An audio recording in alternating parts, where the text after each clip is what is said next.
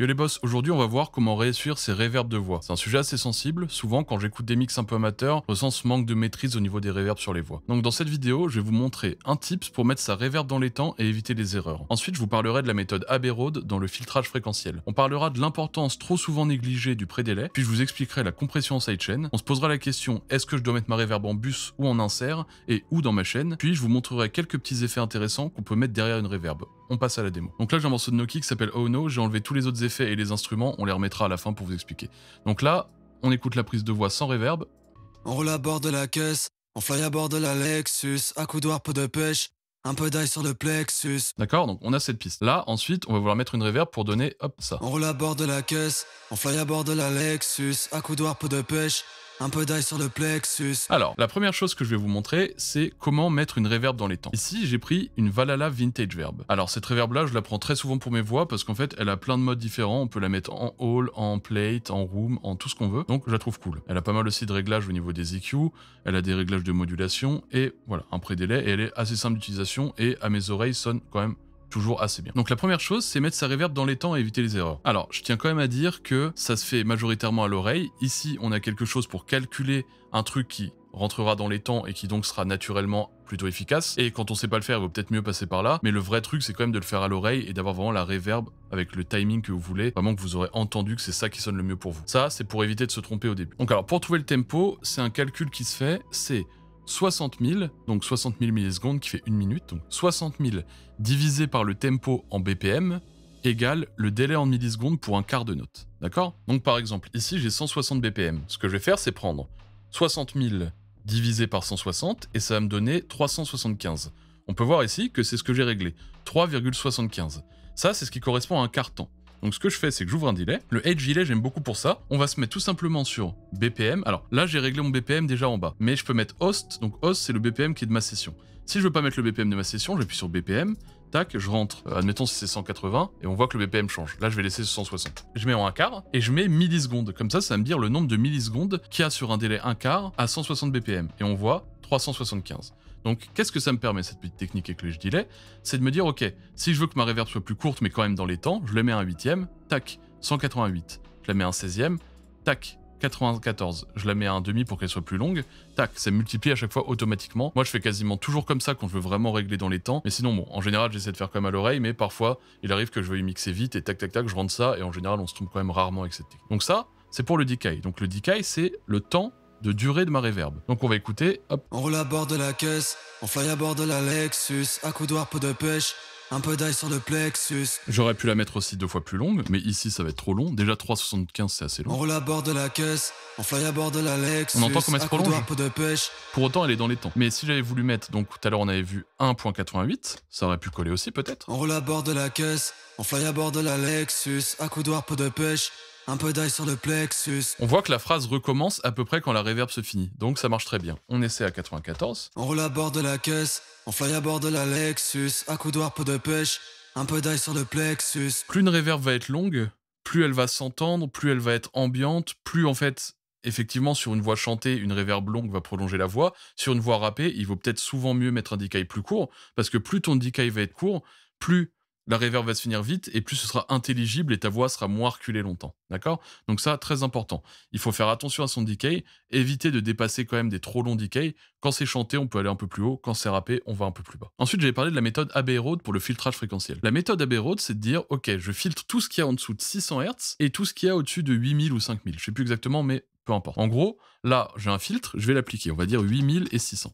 D'accord? Alors, attention parce que les courbes de l'EQ du Vintage Verb, elles sont assez douces. Donc ce que je fais souvent, c'est que j'ajoute quand même derrière un petit EQ, pardon. Donc on écoute. On roule à bord de la caisse. Je vais aller directement, tac, rentrer dans ma reverb.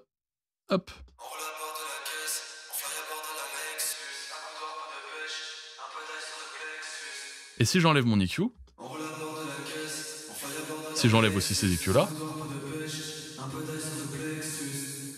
on entend que, d'une part, j'ai une reverb qui est très grave, très machin, ce qui risque, en l'ajoutant à ma voix, de donner un côté très meuli, très renfermé, et au-dessus, je trouve ça quand même assez assez agressif. On entend pas mal de psh, psh. Je vais la mettre un peu plus longue comme elle était au début. On roule à bord de la caisse, on fly à bord de la Lexus, un couloir, peu de pêche. D'accord, on entend les psh, tch, et le truc très grave. Donc ce qu'on va faire, c'est qu'on va filtrer tout ce qui est en dessous de 600 et tout ce qui est au-dessus de 5000.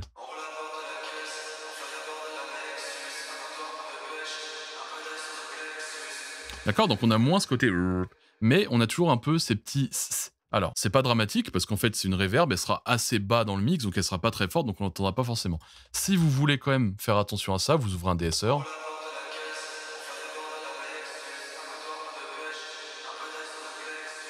D'accord? Là, c'est surtout dû au fait que ma reverb, je l'ai mise assez longue, je l'ai mise assez brillante. On voit que j'ai pris un bright hall. J'ai pris en reverb no, donc c'est quand même assez plus aigu que si je prends en comme ça. Vous voyez, dans ce mode-là, je l'aurais peut-être moins. Là, je voulais un truc assez brillant, je voulais un truc, voilà, que ma voix soit un peu mise en valeur avec ça. Donc voilà, ça c'est pour le filtrage. On peut écouter si on change différents filtres.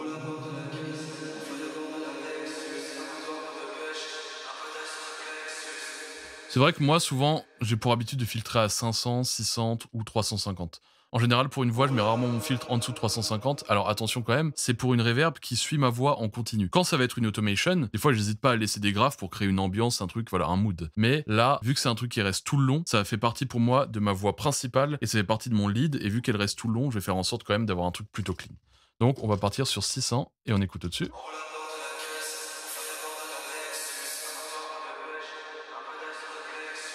D'accord, on entend comme si on monte au-dessus de 5000, ça commence à être un peu agressif. On peut, souvent je mets 8000 aussi. Là, j'ai voulu vraiment cadrer ma reverb. Donc hop, on repasse dans le bus voix, on rouvre la reverb. On roule à bord de la caisse, on fly à bord de la Lexus. On entend directement quand j'enlève le filtre. Un peu d'ail sur le plexus. En fond, on a un On roule à bord de la caisse, on et fly dès à que je bord de la... l'active, tout devient plus clair. Ensuite, on va parler de l'importance, un peu trop négligée à mon goût, du pré-délai. Le pré-délai, qu'est-ce que c'est? C'est l'attaque de la reverb. C'est de dire à partir de quand ma reverb va se lancer quand ma voix aura joué. D'accord? Donc par exemple, là, j'ai 0 de pré-délai. Donc dès que ma voix va commencer, On roule à... directement ma reverb va commencer et se prolonger avec le decay. Donc si je décide d'augmenter le temps de pré-délai, la reverb va mettre plus de temps à agir. On écoute? On roule à bord de la caisse. D'accord? Comme si c'était un délai. L'intérêt de ça, c'est que plus une reverb met de temps à agir, plus la voix ça dry, donc dry ça veut dire sans reverb, sans effet, plus la voix ça dry longtemps. Donc si ma voix est dry longtemps, alors ça veut dire qu'elle a pas de reverb, d'accord? Donc si elle a pas de reverb, ça veut dire qu'elle est placée devant. On se rappelle, j'ai fait une vidéo où j'expliquais les différentes dimensions de mix, donc panoramique, hop, fréquence, etc. et profondeur, profondeur gérée par la reverb. Si vous avez un instrument où vous mettez 0 pré-délai, après vous en mettez un autre où vous mettez 37 de pré-délai et un autre 500, en fait celui qui a 500 sera automatiquement plus devant parce qu'il n'aura pas de reverb pendant un moment plus long. D'accord? Donc le pré-délai sert à décider dans une reverb donnée combien de temps et où va être placé notre élément. D'accord? Donc ça c'est très important parce qu'en fait si tu mets 0 de pré-délai tout le temps, ta voix elle sera noyée en permanence. Alors parfois tu mets vraiment une touche de reverb et ça change pas grand chose, mais mieux vaut mettre un peu de pré-délai. On roule à bord de la caisse, on fly à bord de la Lexus. En fin de compte, t'entends pas réellement quand tu l'écoutes, surtout que là c'est une reverb très forte, attention on va baisser. On roule à bord de la caisse, on fly à bord de la Lexus. Là, t'entends pas qu'il y a du pré-délai. Pour autant, si tu mets des réverbes un peu partout, etc., ça, ce sera le truc qui sera réverbéré le moins vite, d'accord? Et si c'est réverbéré le moins vite, il sera devant. Donc très important pour pas reculer trop sa voix, pour pas trop noyer sa voix dans le mix et pas avoir une voix en fait qui disparaît. Souvent, il y en a certains d'entre vous qui m'envoient des morceaux sur Insta, j'écoute vite fait, et le premier truc qui me saute aux yeux, c'est que j'entends qu'il y a pas de pré-délai, qu'il y a un decay trop long, souvent mal réglé, et beaucoup trop de réverb, et en fait la voix directement, elle est noyée dans le mix, elle est pas du tout en avant. Donc ce que je peux conseiller en général, c'est hop, on augmente le pré-délai, on jauge, hein, mais on met au moins voilà une vingtaine. On roule à bord de la caisse, Moi, j'ai mixé des morceaux récemment où j'étais genre comme ça en pré-délai, on roule à bord de la caisse, voire comme ça. on roule à bord de la caisse, on fly à bord de la Lexus. À coudoir, peu de pêche, un peu d'ail sur le plexus. D'accord? Donc là, ça fait presque un délai, mais en fait, la reverb, on l'entend quand même. On roule à bord de la caisse, on fly à bord de la Lexus. À coudoir, peu de pêche, En fin de compte, là, on se rend même pas compte, mais ça fait que ma voix est quand même beaucoup plus en avant que si je l'enlève on complètement. roule à bord de la caisse. D'accord? Donc ça, très important. Le pré-délai, c'est très très important. Je trouve ça vraiment trop négligé. Et en plus, on peut faire des effets cool, comme voilà, j'ai montré. Tac, on met ça, on met tac 375, pareil que ça. On roule à bord de la caisse, on fly à bord de la Lexus. On peut avoir des trucs intéressants parce qu'en fin de compte, ça nous fait presque comme un délai, mais c'est uniquement une reverb. Ça aussi, pour le calculer, c'est pareil que le decay en fait. C'est le même calcul, juste tu l'adaptes à ton pré-délai. Tu le mets en général, moi, ce que je fais avec mon petit edge delay, tac, hop, je fais ça, genre là par exemple j'ai ma reverb qui est comme ça, en général je prends 1,16, tac, je regarde combien c'est, et en général je me cale sur 1,32, voilà. Là ça me fait 47, c'est un truc où je suis quasiment sûr que je vais pas me tromper. Ça pour le coup c'est pas plus mal que ce soit vraiment dans les temps, parce que comme un délai faut que ce soit dans les temps, une reverb je trouve qu'il faut aussi, en tout cas pour le pré-délai, que ce soit dans les temps. On roule à bord de la caisse, on fly à bord de la Lexus. D'accord, on entend que ma voix quand même reste devant assez longtemps. Donc ça, je trouve ça très très important. Ensuite, j'ai dit qu'on avait parlé de la compression sidechain. Alors qu'est-ce que c'est? En gros, je vais mettre une compression derrière ma reverb qui est sidechain à ma voix. D'accord? Sidechain, ça veut dire qu'elle est liée à ma voix. Ce qui veut dire que quand ma voix va jouer, donc quand ça va chanter, la compression va agir. Donc on va observer ça tout de suite à l'image. On roule à bord de la caisse, on fly à D'accord. bord de la Lexus. D'accord? Quand ma voix joue, on voit qu'ici ça réduit beaucoup. Ici j'ai fait vraiment des réglages extrêmes volontairement. On roule à bord de la caisse, on fly à bord de Et la on entend qu'il n'y a Lexus. pas de reverb. Sauf que si je le règle normalement, on entend que, donc, le moment où ma voix joue va venir compresser ma reverb. Qui dit compression dit gain reduction, donc réduction de volume. Qui dit réduction de volume dit on l'entend moins. Donc on entend moins ma reverb au moment où la voix joue. Et dès que ma voix va arrêter de jouer, ma compression va se relâcher. Et en se relâchant, elle va redonner le volume initial. C'est à ce moment-là qu'apparaissent le release et l'attaque, mais je vais d'abord vous montrer sans rien. On roule à bord de la caisse, on fly à bord de la Lexus. Accoudoir, on roule à bord de la caisse. D'accord, on entend que c'est vraiment à la fin de la caisse que bam, ça repart. Maintenant, je vais vous montrer de façon extrême. On roule à bord de la caisse. On D'accord? roule à bord de la caisse. Tant que ça parle, on n'entend rien. Si je mets à On 0, roule à bord de la caisse. on entend directement. On roule à bord de la caisse. On fly à bord de la Lexus. Avec des réglages extrêmes. Ça, le release, vous pouvez aussi le mettre dans les temps comme tout à l'heure, par exemple 188. L'attaque, je vous conseille de la laisser à 1, 2, c'est pas très important. On roule à bord de la caisse. On fly à bord de la Lexus. Enfin, ça a son importance, mais pareil, il faut le faire à l'oreille, j'ai pas de chiffre défini. On roule à bord de la caisse. On fly à bord de la Lexus. Accoudoir, peu de pêche. Un peu d'ail sur le plexus. Ça, ce que ça me permet, moi, souvent, c'est de mettre des réverbes assez longues, mais qui, en fin de compte, elles sont longues, elles durent, mais dès que la phrase va commencer, elle va rebaisser et elle va pas venir embrouiller le tout. Donc, en général, j'aime bien mettre un peu de ça. Donc, j'en mets pas énormément. On Je roule mets à juste- bord de la voilà. caisse. On fly à bord de la Lexus. Accoudoir, peu de pêche. Parce qu'en fait, ça va accompagner mon pré-délai pour pas que mon pré-délai, boum, pour pas que ma reverb arrive trop d'un coup si je mets un pré-délai assez haut. En général, si je mets un pré-délai trop haut et que ma reverb arrive d'un coup, ça me fait un effet vraiment tac, tac, tac, comme un délai. Là, je veux que ça d'abord ça agisse, puis ça ouvre légèrement mon pré-délai, puis ma reverb en fait va suivre et on aura une voix quand même qui pourra être bien devant, mais pour autant avec pas mal d'effets de reverb. On roule à bord de la caisse. On fly à bord de la Lexus. Accoudoir, peu de pêche. Un peu d'ail sur le plexus. Ensuite, une question qu'on se pose, c'est est-ce que je dois mettre ma reverb en bus ou en insert? Donc, je rappelle, un bus, c'est une piste qui est à côté. On met la reverb dans ce bus avec le mix à 100%. Donc, mix à 100% veut dire que 100% du signal est dans la reverb. D'accord? Donc ça, je mets dans un bus à côté et j'envoie ma voix dedans. Ma voix, donc, va avoir un signal normal, donc sans reverb, et un signal 100% reverb. Et ensuite, avec mes effets ici, je viens faire le dosage. Donc, dire, ok, je veux moins de reverb ou plus de reverb. Mais, en gros, j'ai deux voix et il y en a une qui a plus ou moins de reverb que je gère. Ou alors, je mets directement ma reverb, tac, en insert. Donc, en insert, ça veut dire dans ma piste d'effet principale. Et dans ce cas-là, on écoute ce que ça donne. On roule à bord de la caisse. On fly à bord de la Lexus. Là, j'ai ma reverb. Donc, c'est un peu n'importe quoi. Je vais filtrer comme tout à l'heure, sauf que je vais filtrer plus bas parce que les courbes sont douces. On roule à bord de la caisse. Mais ça, on entend qu'il y a trop de reverb. Donc, on va bouger le mix. On roule à bord de la caisse. On fly à bord de la Lexus. Accoudoir, peu de pêche. Alors, plein de gens font ça. D'autres gens ne jurent que par les bus. Moi, ce que je pense, c'est qu'il faut savoir choisir laquelle va au bon moment. Le truc, c'est que là, par exemple, dans ce cas-là, je trouve ça très peu intéressant de mettre une reverb directement sur la voix. Pourquoi? Parce que c'est une voix qui est assez rap, qui est assez rappée, assez kickée, même s'il y a quelques trucs de chant, voilà. En gros, là, si je la mets directement sur ma piste, je vais avoir un pourcentage de mix, d'accord? Donc, ce qui veut dire que ma voix va avoir, par exemple, 50% de reverb et 50% de voix dry. Ce qui fait qu'on va perdre vraiment cette voix qui est frontale, qui est devant. Ça, on va la perdre au détriment de la reverb. On écoute? On roule à bord de la caisse. On fly à bord de la Lexus. Alors que si je mets dans un bus, je vais garder toujours cette voix frontale à laquelle j'accompagnerai une reverb. En revanche, il y a quelques petits trucs qui font qu'on peut le faire. Donc, par exemple, là, je l'ai pas mise justement, mais sur ce plugin-là, j'ai une petite reverb, tac, qui va être très légère. Ce que je peux vous conseiller dans ces cas-là, si vous voulez mettre directement votre reverb dessus, c'est de vraiment mettre quelque chose de assez court, assez tac. On va voir s'il y a des petits presets. Celui-là, c'est un preset que Mix by Ali utilise souvent sur ses voix. Donc Mix by Ali, c'est quelqu'un qui mixe Kendrick, qui mixe Gunna, Ty Dolla $ign, etc. Donc il utilise ça. On roule à bord de la caisse. D'accord, c'est On léger, roule à bord de la caisse. légère modulation. Et hop, il vient baisser le On mix. roule à bord de la caisse. On fly à bord de la Lexus. Accoudoir, peu de pêche. Ce qui fait qu'en fait, en faisant ça, on va quand même créer un petit espace à la voix, on va légèrement l'élargir, mais on n'aura pas cet effet reverb. Donc là, en fait, ça fait partie de son truc. Ce qui peut être intéressant aussi, c'est de le mettre en début de chaîne, et comme ça, les compressions agissent directement dessus. On roule à bord de la caisse. On fly à bord de la Lexus. Accoudoir, peu de pêche.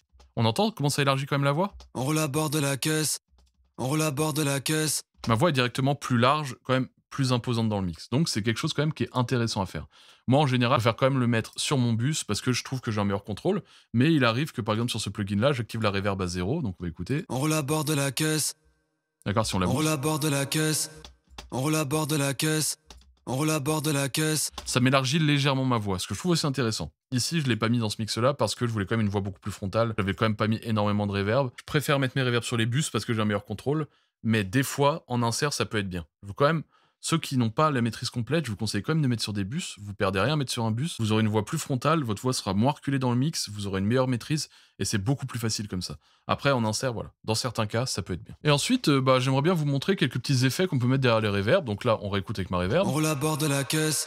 Je vais la booster pour qu'on l'entende bien. On roule à bord de la caisse. On fly à bord de la Lexus. Donc qu'est-ce que je pourrais faire là? Je pourrais mettre par exemple, tac, un flanger. Donc méta flanger, peu importe, je lui mets les réglages de base. On roule à bord de la caisse. On fly à bord de la Lexus. On entend la modulation que ça donne à ma reverb. Hop, on va passer direct dedans. On roule à bord de la caisse. On fly à bord de la Lexus. On entend le... On roule à bord de la caisse. On fly à bord de la Lexus. Après, derrière ma reverb, je pourrais très bien essayer de mettre, hop, un petit chorus par exemple. Là, je prends le chorus de base. On entend la petite modulation comme si ça partait voilà, un peu partout dans tous les sens. Ensuite, qu'est-ce que je peux mettre derrière? Pourquoi pas une distorsion? Donc on va mettre un petit décapitateur pour essayer.